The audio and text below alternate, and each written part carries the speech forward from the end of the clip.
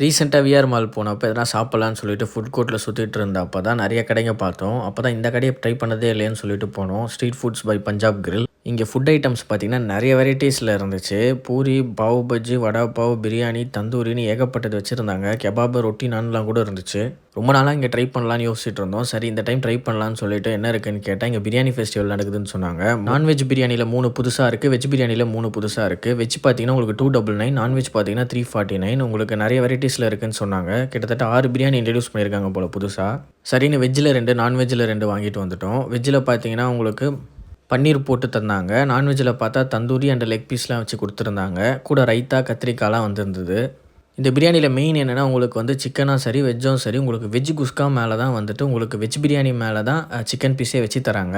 மேலே டாப்பிங்ஸ் மாதிரி போட்டு கொடுத்துட்றாங்க. எல்லாமே பார்த்தீங்கன்னா பிரியாணி ரைஸ் சேம் தான் போல். இது எனக்கு கொஞ்சம் ஒரு பெரிய டிசப்பாயின்மெண்ட் மாதிரி ஆகிடுச்சு. சரி, எப்படி இருக்க போதும்னு சொல்லிட்டு ஃபஸ்ட்டு ரைஸ் எடுத்து டேஸ்ட் பண்ணி பார்த்தா வெஜ் பிரியாணி மாதிரி இருந்துச்சு.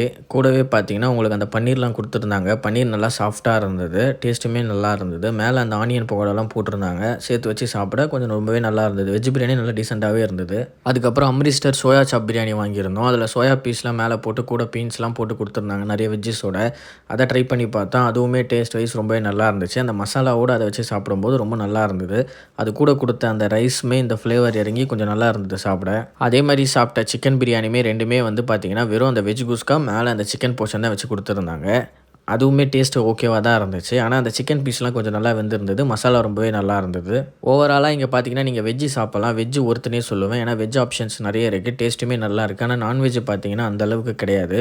5க்கு உங்களுக்கு வந்து 2 பாயிண்ட்ஸ் தான் தர முடியும். ஏன்னா அந்தளவுக்கு ஓகேவாக இல்லை. நீங்களும் விஆர் மால் போனீங்கன்னா இந்த ஷாப்பில் சாப்பிட்ருந்தீங்கன்னா உங்களோட எக்ஸ்பீரியன்ஸ் எப்படி இருந்துச்சுன்னு கமெண்ட்டில் ஷேர் பண்ணிவிட்டு போங்க.